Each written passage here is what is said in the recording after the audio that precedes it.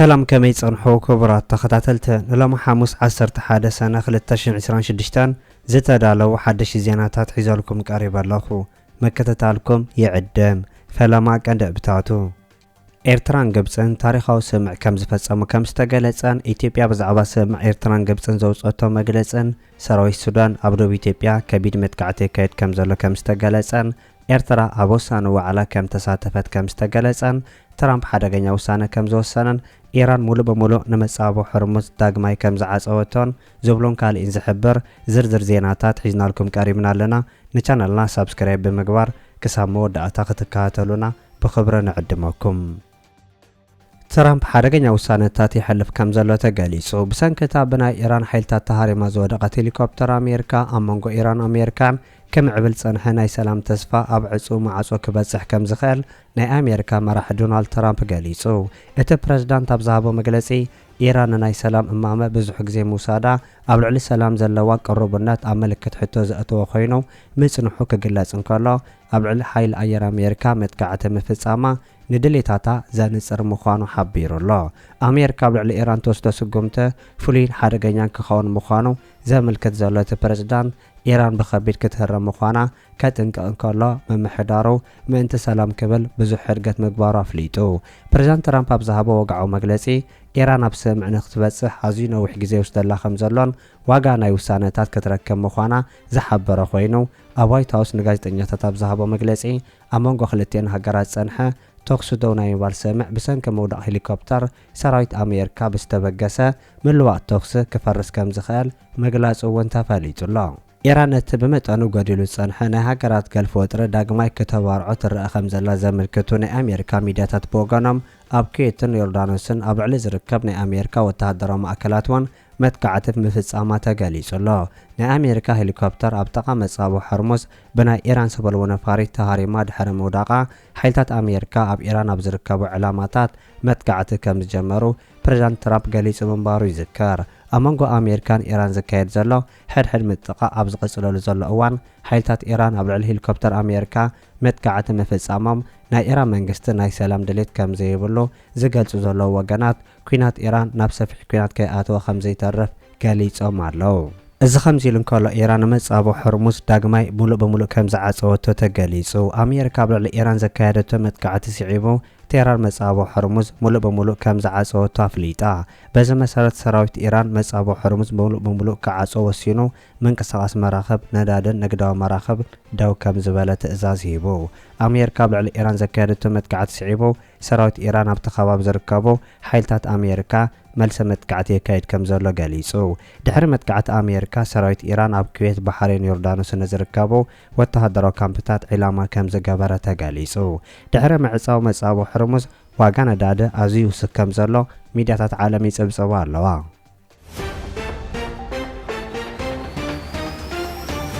ሰራዊት ሱዳን ኣብ ደቡብ ኢትዮጵያ ከቢድ ደብዳቤ የካየድ ከም ዘሎ ተገሊጹ ናይ RSF ሓይሊ ኣብ ልዕሊ ሰራዊት ሱዳን ናይ ድሮም መጥቃዕቲ ድሕሪ ምፍጻሙ ሰራዊት ሱዳን ከም ግብረ መልሲ ኣብ ልዕሊ ሓይልታት RSF ናይ ድሮን ደብዳብ ምፍጻሙ ተገሊጹ ኣብ ክፍለ ግዝኣት ምዕራብ ዳርፉር ምስ ሓይልታት RSF ተሰሊፉ ከም ዘሎ ዝሕበር ሲቪላዊ ምምሕዳር ሰራዊት ሱዳን ነቲ ኣገዳሲ ዝኾነ ድልድል ኣርዳማታ ብምጥቃዕ ሰብልዎ ነፋሪት ከም ዘዕነዎ ብምጥቃስ ከሲሱ ከም ዘሎ እውን ይንገር ኣሎ እቲ ኣብ ርእሰ ከተማ ናይታ ግዝኣት ኤልጃራና ኣብ ልዕሊ እቲ ድልድል ዝተፈጸመ መጥቃዕቲ መቐጸልታ ናይቲ ሰራዊት ሱዳን ከካየዶ ጸንሐ መጥቃዕትታት ኮይኑ ኣብ ደቡብ ኮርዶፋን ድሕሪ ዝተኻየደ መጥቃዕቲ ዝሰዓበ ምዃኑ እውን ይጥቀስ ኣሎ ሲቪላዊ ምምሕዳር ምዕራብ ዳርፉር ኣብ ዘውፅኦ መግለጺ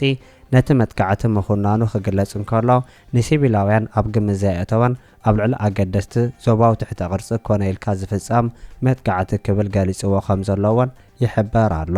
እቲ ብሰራዊት ሱዳን መጥቃዕቲ በፂሕዎ ዝርከብ ድልድል ኣርዳማታ ናብ ጫድ መስከሪ ኮይኑ ናብ ዞባታት ዳርፉርን ኮርዶፋን ዝንቀሳቐሱ ሰብኣዊ ሓገዛት ዝውሕዘሉ ምዃኑ እውን ይሕበር ኣሎ እዚ ከምዚ ኢሉ እንከሎ ሓይልታት ሰራዊት ሱዳን ኣብታ ኣብ ደቡብ ኢትዮጵያ ትርከብ ኩርሙክ መጥቃዕቲ ምፍጻሙ ይሕበር ኣሎ እቲ መጥቃዕቲ ኣብ መንጎ ሱዳን ኢትዮጵያን ዝጸንሐ ወጥረ ዳግማይ ዘጓሃሮ ምዃኑ ዝጠቕሱ ዘሎ ናይ ኢትዮጵያ ሚድያታት እቲ መጥቃዕቲ ሓድሽ ወጥሪ ኣብ ምፍጣር ተራ ከም ዘለዎ ገሊጾም ኣለዉ ኤርትራ ኣብ ዋዕላ ምብራቅ ኣፍሪካ ከም ተሳተፈት ተገሊጹ። ኤርትራ ብምብራቅ ኣፍሪካ ዝተዳለወን ኣብ ናይሮቢ ኬንያ ዝተኻየደን ሻምናይ ዋዕላ ቴክኒካዊ ኮሚቴ ዞባ ምብራቅ ኣፍሪካ ከም ተሳተፈት ተገሊጹ። ኣምባሳደር ኤርትራ ኣብ ኬንያ በየነ ርእሶም ኤርትራ ኣብ መብኣታዊ ክንክን ጥዕና ዘመዝገበቶ ተሞክሮን ምዕባለን ኣመልኪቱ ኣብ ርሑቕ ከባቢታት ኤርትራ ዝርከቡ ዜጋታት ተጠቀምቲ ኣገልግሎት ክንክን ጥዕና ክኾኑ ኣብ ምኽኣል ብዝምልከት ዝተመዝገበ ምዕባለታት ዝርዝር መግለፂ ከም ዝሃበውን ተገሊጹ ኣሎ። ምርግጋጽ ጥዕና ኣዴታትን ህፃናትን ቅድሚ ሕርስን ድሕሪ ሕርስን ሕክምና ምሃብ ነፍሰ ጾራት ኣብ ትካላት ጥዕና ንኽወልዳ ዘኽእላ መጸበይ ክፍልታት ወሊድ ምህናጽ ከምኡ'ውን ምስ ክንክን ወሊድ ዝተኣሳሰር መደባት ስልጠና ምውዳብ ገለ ካብቲ መደባት ምዃኑ እውን ገሊጹ ኣሎ።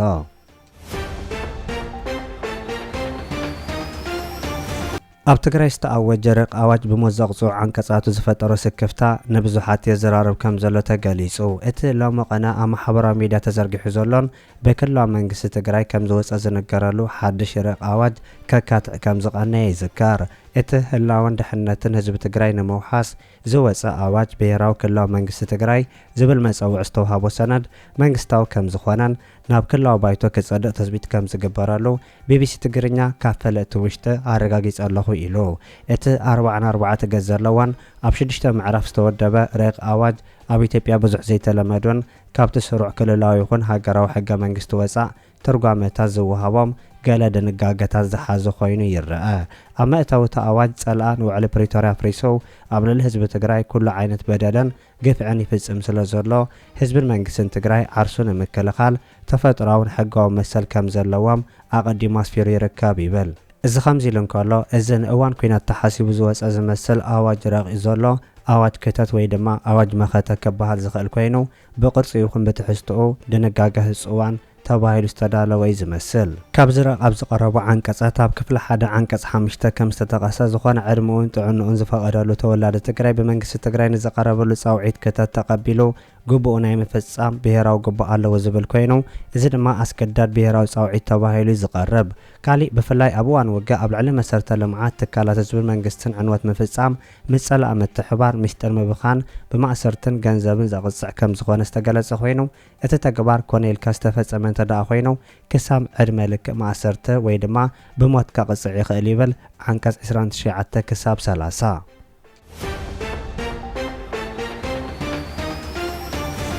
ዘተ ኤርትራን ግብፅን ቀፂሉ ከም ዘሎ ተገሊጹ። ከም መቐጸልታ ናይቲ ኣብ መንጎ ኤርትራን ግብፅን ዝካየድ ዘሎ ቀጻሊ ዲፕሎማስያዊ ዘመተ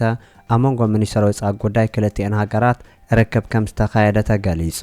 ሚኒስትር ወፃኢ ጉዳይ ኤርትራ ዑስማን ሳልሕ ምስ ሚኒስትር ወፃኢ ጉዳይ ሱዳን ባድር ዓብዱልዓጢ ክልቲኡ ርክብ ከም ዘካየዱን ኣብ ጉዳይ ቀይሕ ባሕርን ሶማልያን ብፍሉይ ከም ተዘራረቡውን ክፍለጥ ተኻኢሉ ኣሎ።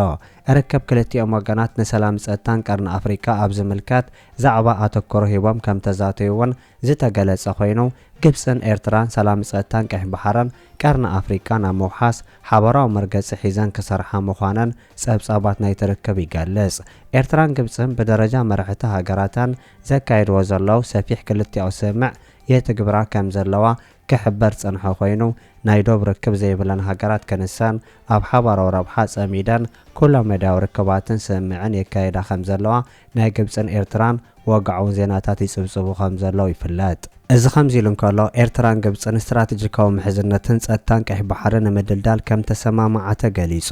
ፕሬዝደንት ኣሳፈወርቂ ዝመርሖ ልኡኽ መንግስቲ ኤርትራ ካብ 7 ሰነ 2026 ኣትሒዙ ኣብ ካይሮ ግብፂ ዑደት ዘካየድ ዘሎ ኮይኑ ኣብ ውሽጢ እዚ ዑደት እዚ ሚኒስትር ወፃኢ ጉዳይ ኤርትራ ዑስማን ሳልሕን ሚኒስትር ወፃኢ ጉዳይ ግብፂ ዶክተር ባድር ዓብዱልዓጢ ብ10 ሰነ 2026 ኣብ ካይሮ ሰፊሕ ዘተ ምክያዶ ይዝከር። ብመሰረት ሚኒስትር የማነ ገብረ መስቀል ኣብ ማሕበራዊ መራኸቢ ኤክስ ዘስፈሮ ሓበሬታ ክልቲኦም ወገናት ኣብ መንጎኦም ዘሎ ኩለ መዳዊ ምትሕብባር ንምድልዳልን ኣብ ናይ ሓባር ጉዳያት ዘለዎም መርገጽታት ንምትእሳር ከም ተሰማምዑ ገሊጹ። ድሕሪ እቲ ዘተ ኣብ ዝተዋህበ ጋዜጣዊ መግለጺ ክልቲኦም ሚኒስተራት ነቲ ኣብ መንጎ ፕሬዝዳንት ኣሳፈወርቅን ፕሬዝዳንት ዓብዱልፈታሕ አልሲሲ ብ8 ሰነ ዝተኻየደ ዓሚቕ ዘተ መሰረት ብምግባር ኣብ ዘምስዕቡ ጽላታት ናይ ምትሕብባር ስምዕ ከም ዝበጽሑ ገሊጾም። ቀዳማይ ኣብ ዓውድታት ማዕድን ትሕተ ቅርፂ መንበሪ ኣባይቲ ኢንዱስትርያዊ መድሃኒት ምግፋፍ ዓሳን ባሕራዊ መጓዓዝያን ምስፍሕፋሕ ምድልዳልን ዓቕሚ ወደባት ኤርትራ ብፍላይ ድማ ወደባት ዓሰብ ምጽዋን ማርሳ ፋጥማን ኣብ መንጎ ክልቲአን ሃገራት ዘሎ ናይ መሬት ኣየርን ባሕርን መራኸብታት ምትእሳር ዝብል እዩ። ሚኒስትር ወጻኢ ጉዳይ ግብጽ ብወገኑ ኣብ ዝሃቦ ሓበሬታ እስምዕ እዝነታ ኣብ ዝሓለፈ ማዝያ ኣማኻሪ ቁጠባ ፕሬዝዳንት ኤርትራ ኣቶ ሓጎስ ገብረ ህይወት ኣብ ግብጽ ዘካየዶ ዑደት ከምኡ እውን ኣብ ግንቦት ምስ ሚኒስትር ወጻኢ ጉዳይ ሚኒስትር መጓዓዝያ ግብጽ ምስ ወከልቲ ግብጽያን ሰብ ሃብቲ ናብ ኣስመራ ዝገበርዎ ጉዕዞ ስዒቡ ዝመጸ ኮይኑ ንግዳዊ ለውጥን ቁጠባዊ ምሕዝነትን ንምዕባይ ዝዓለመ ኢሉ ግብጽ ሉላውነትን መሬታዊ ሓድነት ኤርትራ ሙሉእ ደገፍ ከም ትህብ ሚኒስትር ዜና ኤርትራ ኣቶ የማነ ገብረ መስቀል ዝገለጸ ኮይኑ ሚኒስትር ወጻኢ ጉዳይ ግብጽ ኣብ ዝሃቦ መግለጺ ድማ ጸጥታ ምሕደራን ቀይሕ ባሕሪ ናይተን ኣብ ገምገም ባሕሪ ዝርከባ ሃገራት ጥራይ ሓላፍነት ከም ዝኾነ ኣስሚሩ ኣሎ። ግብጽ ነቲ ኤርትራ ብዛዕባ ምሕደራ ቀይሕ ባሕሪ ዘለዋ እስትራቴጂካዊ ረኣይ ሙሉእ ብምሉእ ከም ትድገፎ እውን ኣፍሊጡ። እዚ ሎሚ ግብጽን ኤርትራን ዘካየድዎ ስምዕ ታሪኻዊ ስምዕ ተባሂሉ ብሚድያታት ግብጽ ይግለጽ ዘሎ ኮይኑ ኤርትራን ግብጽን ወደብ ባጽዕን ዓሰብን ወደብ ማርስ ፋጥማን ሓቢረን ከምዕብላ ኣብ ስምዕ ከም ዝበጽሓ ገሊጸን ኣለዋ። ሚኒስትር ዜናን ሓበሬታን ኤርትራ ኣቶ የማነ ገብረ መስቀል ኤርትራን ግብጽን ሎሚ ድሕሪ ፋሉስ ኣብ ዝተኻየደ ዘተ ኣብ መንጎ ሚኒስትር ወጻኢ ጉዳይ ኤርትራን ሚኒስትር ወጻኢ ጉዳይ ግብጽን ንኹለ መዳያዊ ርክባት ምትሕብባሮም ከድልድሎን ኣብ ጉዳይ ሓበራዊ ረብሓ ዘለዎም ድማ ዕዮታቶም ከዋህዱ ከም ተሰማምዑ ገሊጹ። ብዛዕባ ድሕነት ቀይሕ ባሕሪ ክልቲኦም መርሕቲ ከም ተሰማምዑ ዝተገለጸ ኮይኑ ብዛዕባ ድሕነት ቀይሕ ባሕርን ናይቲ ዞባ ብምሉኦን ክልቲኦም ወገናት ዓቕሚ ሃገራት ትካላት ምድልዳል መሰረተ ርግኣትን ልምዓትን ምዃኑ ብምጥቃስ እዚ ድማ ምስቲ ኣብ መንጎ ክልቲኦም ወገናት ተደጋጊሙ ዝተገለጸ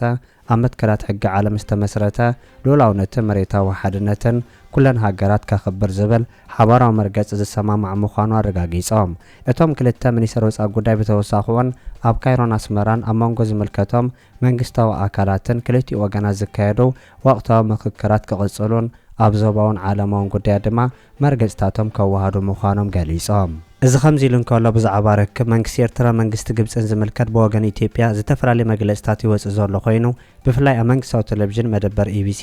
ዝተፈላለዩ መግለጽታት ብዛዕባ ርክብ ፕሬዝዳንት ኤርትራን ፕሬዝዳንት ግብጽ ዝምልከት መግለጽታት ይወጽእ ኣሎ። እዚ ትማሊ ዝወጽእ ዘሎ ዝተፈላለዩ መግለጽታት ናይ ጽምዶ ማዕጾ ብቁልፊ ተዓጽዩ ከም ዘሎ ዝገልጽ ኮይኑ ቀዳማይ ሚኒስትር ኢትዮጵያ ኣብይ ኣሕመድ ማዕጾ ጽምዶ ብቁልፊ ከም ዝዓጸወ ዝገልጽ ጸብጻባት ይዝርግሑ ኣለዉ። እዚ ኣብ ዝርጋሕ ዘሎ ዶክመንተሪ ቪድዮታት ቀዳማይ ሚኒስትር ኢትዮጵያ ኣብይ ኣሕመድ ፊልድ ማርሻል ብርሃኑ ጁላን ካልኦትን ብዛዕባ ጽምዶ ዝተዛረቦ ዝሓዘ ኮይኑ ቀዳማይ ሚኒስትር ኢትዮጵያ ኣብይ ኣሕመድ ኣብ እዋን ምርጫ ኢትዮጵያ ብጽምዶ ዝተሓባበሩ ኣሸበርቲ ንዝፍጽምዎ ተግባራት ከም ዝመኸነን ዝገልጽ መግለጺ ብምሕባር ጽምዶ ብማዕጾ ተዓጽዩ ከም ዘሎን ከም ዘይክፈትን ዘርጊሑ